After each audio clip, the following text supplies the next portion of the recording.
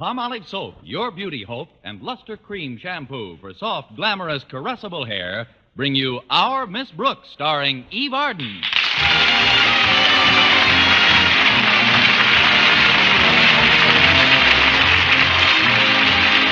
To many people, Friday the 13th brings a feeling of impending misfortune. But our Miss Brooks, who teaches English at Madison High School, doesn't believe in such superstition. No, indeed. I don't need any special day to be unlucky. In fact, ladders shy away when I come near them, and every mirror in the house has 7 years bad luck, because I'm always broke. Last Friday was no exception. Have you ever opened your eyes in the morning and felt that everything was going to go wrong that day, and then realized that you'd already made your first mistake by opening your eyes? Well, that's how I felt on Friday when Mrs. Davis entered my room. Up you go, Connie. Up, up, up. Rise and shine. I'm up, Mrs. Davis. Up we go, out of the sack and hit the deck. I'm hitting. When you're down and out, lift up your head and shout, it's going to be a great day. Well, I'll try it.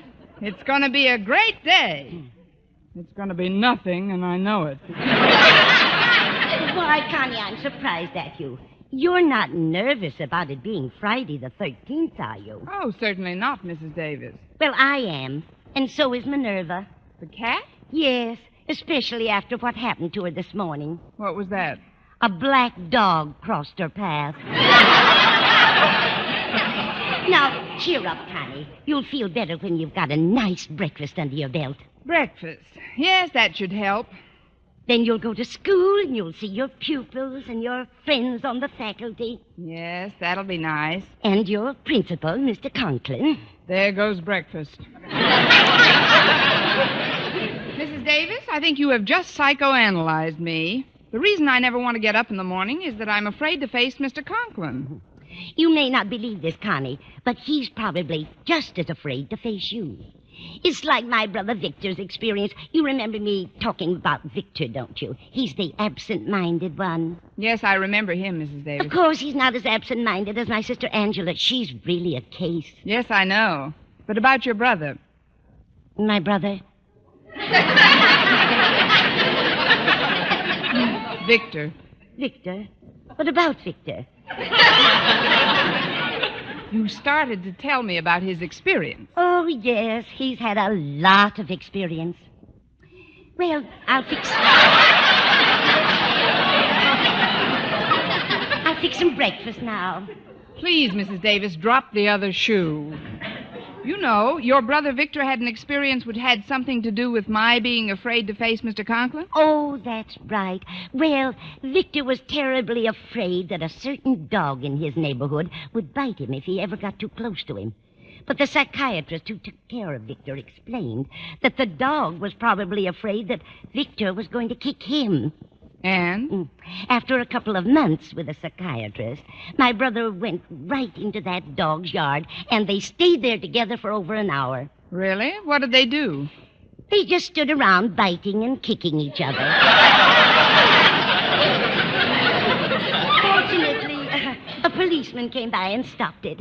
Yes, that was fortunate. Your brother probably couldn't have taken much more of that kicking. But, Mrs. Davis, I'm afraid my trouble with Mr. Conklin isn't merely psychological. Whenever we get together, little accidents keep occurring. Accidents? Yes. Ink spills on his shoes, flower pots fall on him. And yesterday, while he was bawling me out for transferring a tiny little flower pot from my windowsill to his head, he broke his glasses. Well, maybe you better just stay out of his way for a while, dear. Now, before you do anything else, you've got to get a snapshot ready. A snapshot? Yes, Walter Denton called and said they're getting the yearbook ready, and he needs snaps of the faculty. Oh. Now, I've brought in your album, and we'll pick out a nice picture together. Fine. Now, let's see. Where's a nice one of you, Connie? You want to sit on the edge of the bed? Oh, yes, I'll just sit on the edge of the bed, if I may. Oh, now let's see. Where is a nice one of you, Connie? Oh, Connie, how did you get down there on the floor? I just came down with the mattress. Mrs. Davis, this is the second time this bed has collapsed, and you've got to do something about it. I will, Connie. I'll see that you get lighter pillow slips. Now, you'd better get up and get dressed, and we can look over the album at breakfast. All right, Mrs. Davis. Watch those springs, Connie. They still have plenty of life in them. Connie, where are you now? You were right about those springs, Mrs. Davis. I'm in the shower.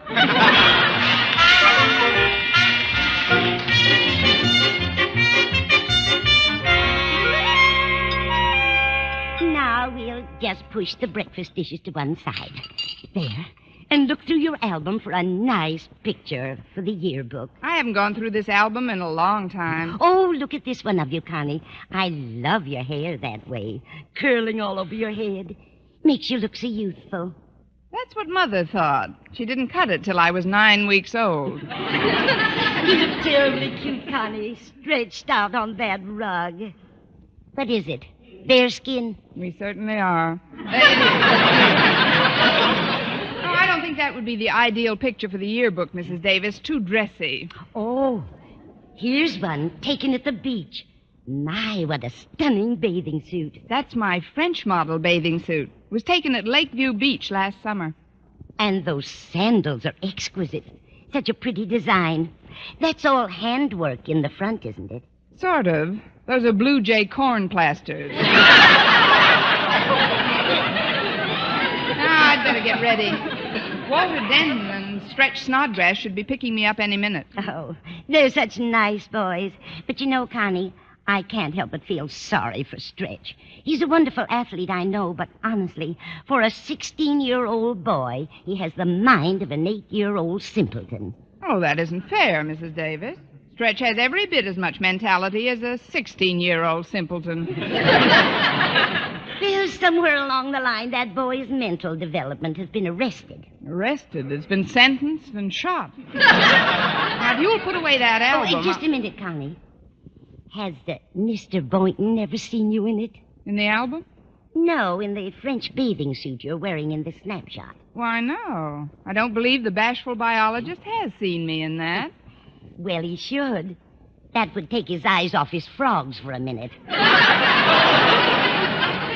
Now, let's take this picture out of the album so you can give it to the boys when they get here. Oh, you're joking, Mrs. Davis. If Mr. Conklin saw a picture like that in the yearbook, steam would shoot through the top of his head. Oh, I don't mean the whole picture, Connie. I've got this scissors here to cut off your head. That's all they'll need for the book. There we are. Here's your head, Connie. Just in time, Mrs. Davis. Now I can finish my coffee. Oh, that was very nice. Oh, would you mind answering that, Mrs. Davis? I'll go get my hat and bag and put the finishing touches on my face. Very well, Connie. Hiya, Mrs. Davis. Hi, Mrs. Davis. Hello, Stretch. Walter, come in. Miss Brooks will be with you in a minute. She's just putting her face on. Oh, we're in no hurry. Say, what's that picture you got in your hand? This is Miss Brooks. Let's see. Gosh, now I know what you meant when you said she's putting on her face. Now, where's her head, Mrs. Davis? Her head? Oh, she's probably got that in her purse. Oh. Her purse? How can she get along with no head? Coming from you, Stretch, a question like that could be very embarrassing. Apparently, this picture's been torn, Mrs. Davis. Naturally. You said you just needed a snapshot of Miss Brooks' head for the yearbook, Walter, so we snipped that part off for you. Oh, I get it. But, Mrs. Davis, could we have this lower part of the snapshot, too? Well, I don't see why not, Walter. When you get through with the yearbook, you can paste both parts together again. Gosh, if I may say so, Miss Brooks' figure sure looks beautiful in a bathing suit. Especially in that one, Walter. That's a French bathing suit. Yeah. How do you like it, Stretch? Well, I don't know. I don't understand French so good.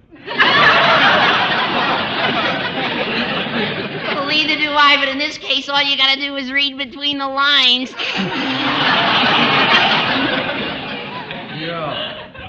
Yeah.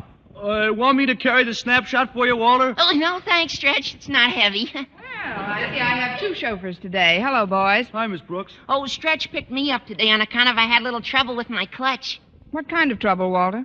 I lost it. You lost your clutch? Oh, yes, ma'am, but I'll find it all right. It can't be much more than a block away from where the emergency brake fell off. That's probably just a stone's throw from the motor. Oh, before I forget, here's the snapshot for the yearbook. Snapshot of who? Oh, this is your face. Oh, thanks, Miss Brooks. Well, we better be going if we're going. Yes, it's getting late. Now, remember what I told you, Connie. Be sure and invite Mr. Boynton to take you swimming soon so we can see you in a bathing suit. Please, Mrs. Davis, if Mr. Boynton wants to take me swimming, he'll take me swimming. I'm certainly not going to do anything about suggesting it to him until lunchtime. Well, we better step on it. We got to pick up Mr. Conklin on the way to school. Mr. Conklin? Yeah. Harriet called me and told me that her mother had to take their car downtown early this morning, and she was counting on me to pick them up. But if I'd known that, I would have gone to school on my pogo stick. So would I have. But we can't let Walter down now, Miss Brooks. Besides, Mr. Conklin isn't so bad. For all we know, he's just as nervous about us as we are about him. Stretch, you're not related to Mrs. Davis's brother Victor, are you? No, I guess you just take from the same psychiatrist.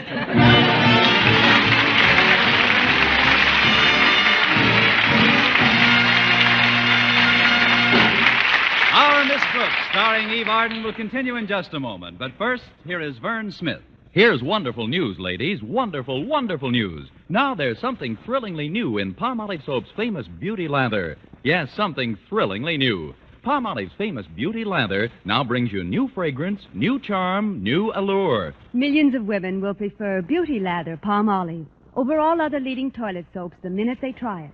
For Palmolive Soap's famous Beauty Lather now has a new, clean, flower-fresh fragrance for new allure, new charm. So, ladies, forget all other beauty care and use Palmolive Soap the way doctors advise for a lovelier complexion.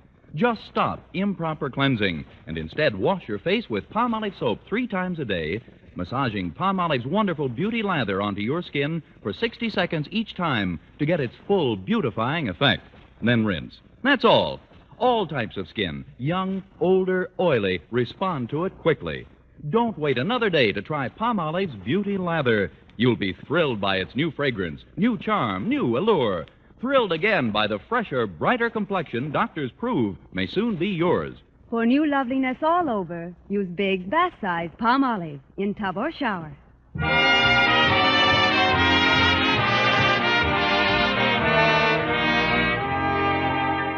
As our Miss Brooks and the boys are on their way to pick up Mr. Conklin, let's look in on Madison's beloved principal as he and his daughter Harriet are finishing breakfast. Well, Daddy, how did you like your breakfast? It was very adequate, Harriet. Now, if you'll hand me my hat, please. Here you are, Daddy. Thank you. It's a brand new one. How do you like it, my dear? Well, it isn't very colorful, is it, Daddy? Very few black Homburgs are. This suit is also new. It's the latest thing, black shark skin. You like it? It's real chic, Daddy. Of course, this tie may be a trifle loud with it. It's midnight blue. Do you think it's too loud, Harriet? I can't hear a thing, Daddy. I mean, it looks fine. This is the outfit I had my picture taken in, the one that's pinned on the bulletin board. Inasmuch as you are the yearbook's editor, I wanted you to have a good photo. Thanks, Daddy. Walter will appreciate it, too. Denton? What has he got to do with this? Well, he's associate editor of the yearbook, and he's giving us a lift today. He doesn't give me a lift. In fact, if I may borrow an expression from the undergraduate body, he brings me down. What you see in that booby is beyond me. He isn't a booby. Walter's the manager of the baseball team and editor of the Madison Monitor, and, well, he's just an all-around... He's just an all-around... Daddy! All right. I won't say mine if you don't say yours. Well, I think it's very nice of Walter and Stretch to pick us up. After all, they had to get up earlier in the morning to stop for us after picking up Miss Brooks. Miss Brooks? Will she be along? Of course. Walter always takes her to school. What have you got against Miss Brooks? Nothing at all, Harriet. At least nothing that some new shoes, new glasses, and a head free of a flower pot won't straighten out. I don't know what it is about that woman, but when she's in the vicinity, disaster rings in my bones. And today is Friday the 13th. Oh, please, Daddy, you're exaggerating. exaggerating. Miss Brooks is probably just as nervous about facing you as you are about facing her. I doubt it. I wish we could get to school some other way. If only it wasn't so late. Oh, well, they lifted the Berlin blockade. Maybe there's hope for me.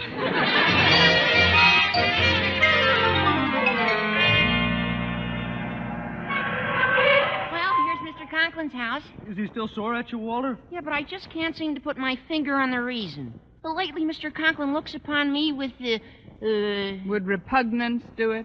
Is that bad? Very bad. Then that would do it. That's why I wrote the speech when I knew we were taking him to school. Speech? Yeah. By the time we get to Madison, my future father-in-law and I'll be buddies. Oh, before I honk the horn, I'd like you to hear the speech, Miss Brooks. It goes... Mr. Conklin, sir. Excuse me, Walter, but Mr. Conklin, sir, and his daughter Harriet just came out on the porch. They must have seen us pull up. She's leading him down the steps. Something must have happened to his glasses. Oh, yes. Hello, Miss Brooks. Hi, boys. Hi, Mr. Harriet. Conklin. Hi, Harriet. How are you this morning, Mr. Conklin? Fairly well, so far. Get in, Harriet. Yes, Daddy. I'll sit in the front with the boys. And you sit back here with me, Mr. Conklin. Here, I'll hold the door for you. Thank you. That's a lovely suit you have on. Is it new? Yes, Miss Brooks. Brand new. It's just your pocket, Mr. Conklin. I'll sew it up when we get to school. Go ahead, Stretch. Mr. Conklin, sir. Shut up, you boob.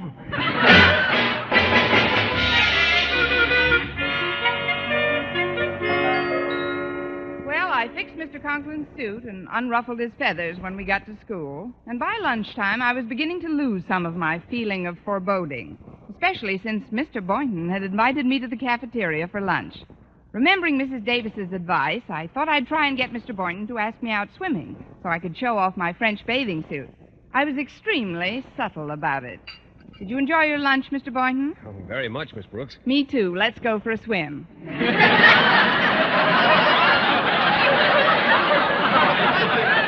Swim?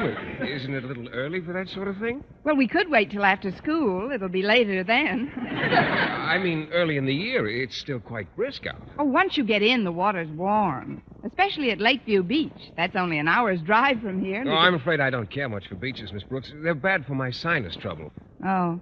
I like swimming in a pool, though. Wonderful, Mr. Boynton. Let's go for a swim in your pool. I'm afraid that's impossible, Miss Brooks. My pool's at the YMCA. I guess it would alter their routine a bit if I were to walk in there. Oh, I know what we might do. Work on your lawn for a while. I don't have any lawn, Miss Brooks. I live in a bachelor apartment. All I've got's a window box. Perfect. That's just what we'll do. What's just what we'll do? We'll put on bathing suits and water your window box.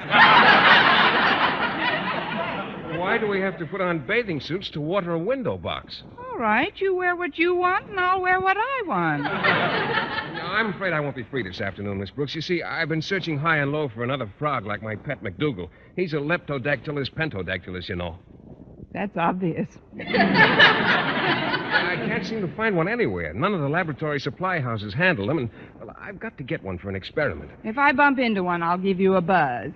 Now, if you'll excuse me, Mr. Boynton, I'm going over to the dessert counter. It's getting pretty crowded in here. Oh, is there something I can get for you, Miss Brooks? No, I rather enjoy the exercise. I can still get a good post position right on the rail. See you in a few minutes. Oh, I'm terribly sorry, sir. It was all my fault. Yes, it was, Miss Brooks. Mr. Conklin, I didn't recognize you. You've got new glasses on. I wish you had them on. Sit down, Mr. Conklin. I'll replace everything you had on your tray. Now, what can I get you? Well, suppose we start off with some nice split pea soup. Split pea soup, yes, sir. About how much? About as much as I now have in my vest pockets.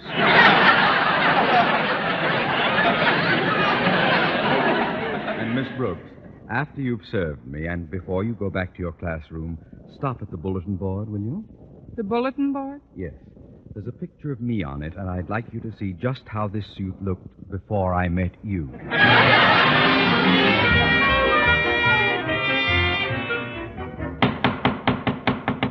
There, that'll teach him to call me a boob. It sure looks funny, Walter. Miss Brooks in a bathing suit with Mr. Conklin's head nailed on the shoulder. But this won't get Miss Brooks in trouble, will it, Walter? How can it get her in trouble? These could be anybody's legs. Anybody but Mr. Conklin's, that is. Let's get out of here, Stretch. Somebody's coming. Okay, but I'd sure like to see Mr. Conklin's face when he spots his picture. Well, here's the bulletin board, Mr. Boynton. Mr. Boynton, do you see what I see? Yes, I think so, Miss Brooks. Is this the suit Mr. Conklin wanted you to see him in? That happens to be me, Mr. Boynton. It was taken at Lakeview Beach. You? Well, that must be a pretty old snapshot. Frankly, I like you better without the mustache. Thank you. I'm a lot less bald now, too. Those darn kids must have put my picture over Mr. Conklin's for a rib. But if he finds out this is my picture, he'll take my head off permanently. Maybe we will drive to Lakeview Beach this afternoon. First, I better get this picture down, Miss Brooks. They didn't use thumbtacks. These are real nails, and they're hammered way in. Oh, I'd better find a hammer to pick them out with. Come on, Mr. Boynton. The keys to the supply room are in Mr. Conklin's office. Here's his door, Miss Brooks. I'd better knock. Oh, don't bother. Mr. Conklin must still be at lunch. You wait here, Mr. Boynton. I'll go in and get the keys. How do you do? I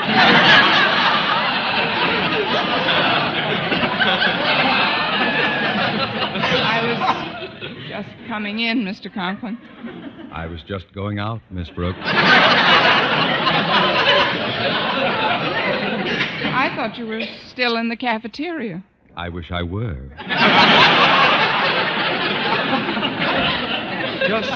Just for a moment, gaze upon me. Yes, sir. It will be evident even to you that by banging the door in my face, you have broken my glasses. The regrettable fact remains, however, that even without my glasses, I can still see you. I just wanted to get a hammer, Mr. Conklin. A hammer?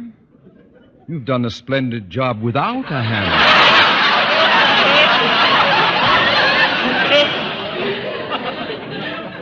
Miss Brooks, call me a foolish dreamer if you will, but somehow I had hoped that today's pocket-ripping and soup-spilling incidents would appease your voracious appetite for mayhem. But no, for the second time in a few days, you have shattered my glasses. Please, Mr. Conklin, I can't stand this war of nerves. If you hold me responsible for those accidents, why are you so restrained? You've got high blood pressure. Use it. I mean, give me a good, loud dressing down and get it out of your system.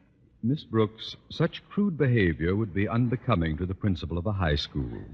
To lose control in the presence of others is to betray ill breeding. Now then, would you be good enough to excuse me for a moment while I walk over to the closet?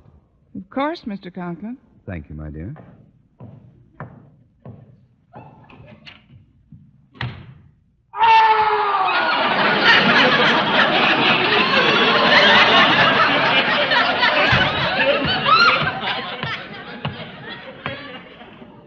I feel much better now. And here, I found a hammer in the closet. You may have it, Miss Brooks. Oh, thank you, Mr. Conklin. I'll just take this. I'm sorry I dropped the hammer on your foot, Mr. Conklin. That's all right. I have another foot.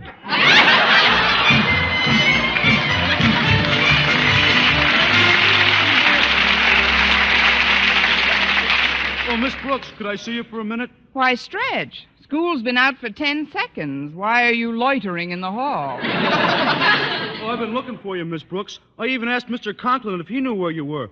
But a funny thing, the minute I mentioned your name, he ran into the closet. Yes, I know. Why did he do that, Miss Brooks? Quiet, Stretch. That's why. Now, what did you want to see me about, Stretch?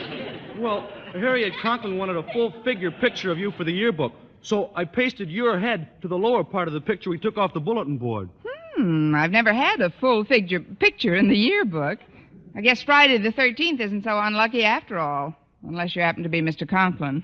Oh, there you are, Miss Brooks. Isn't it terrible? Isn't what terrible, Walter? Harriet Conklin just got the proofs back for the yearbook. Look at the snapshot section. Look here where it says, "This is our Miss Brooks." Oh, let's see. Oh, no. Stretch, you pasted the wrong parts together. This is a picture of my face attached to a blubbery body wearing a black sharkskin suit.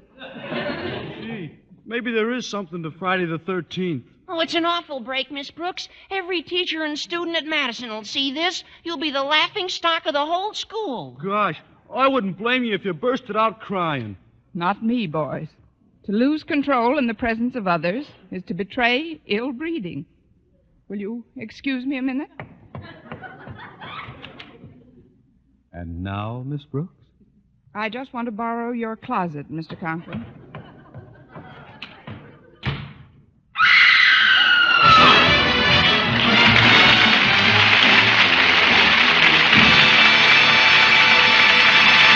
Eve Arden as our Miss Brooks returns in just a moment. But first, Dream girl, beautiful luster cream girl. tonight, show him how much lovelier your hair can look after a Luster Cream shampoo. Only Luster Cream brings you Kay Dumit's magic formula blend of secret ingredients plus gentle lanolin. Gives loveliness lather even in hardest water. Glamorizes your hair as you wash it. Luster Cream, not a soap, not a liquid, but a dainty cream shampoo. Leaves hair fragrantly clean, free of loose dandruff, glistening with sheen, soft, manageable. Gives new beauty to all hairdos or permanents. 4-ounce jar, $1. Smaller sizes, either tubes or jars. Tonight, try Luster Cream shampoo and be a Dream girl, beautiful luster cream girl. You owe your crowning glory to a luster cream shampoo. And now, once again, here is our Miss Brooks. Well, it looked as if the day might end a little better than it began when Mr. Boynton took my arm as we were leaving the school and said, Let's hurry, Miss Brooks. I'd like to get to Lakeview Beach while the sun's still out. "Oh, fine, Mr. Boynton, but let's stop at the house and pick up my French bathing suit." Oh, you won't need a bathing suit, Miss Brooks, And why are we going to Lakeview Beach? because of that picture of you on the bulletin board. We've got to stop at the same spot where that picture was taken. But why? Well, I noticed in the snapshot there was a Leptodactylus pentodactylus frog right near your left foot. Well, if you don't mind, Mr. Boynton, I'd still like to pick up my bathing suit. For what? If it fits the frog, you two can go steady. Next week, tune into another Our Miss Brooks show brought to you by Palmolive Soap, Your Beauty Hope, and Luster Cream Shampoo for soft, glamorous, caressable hair. Our Miss Brooks, starring Eve Arden, is produced by Larry Burns, written and directed by Al Lewis, with music by Wilbur Hatch.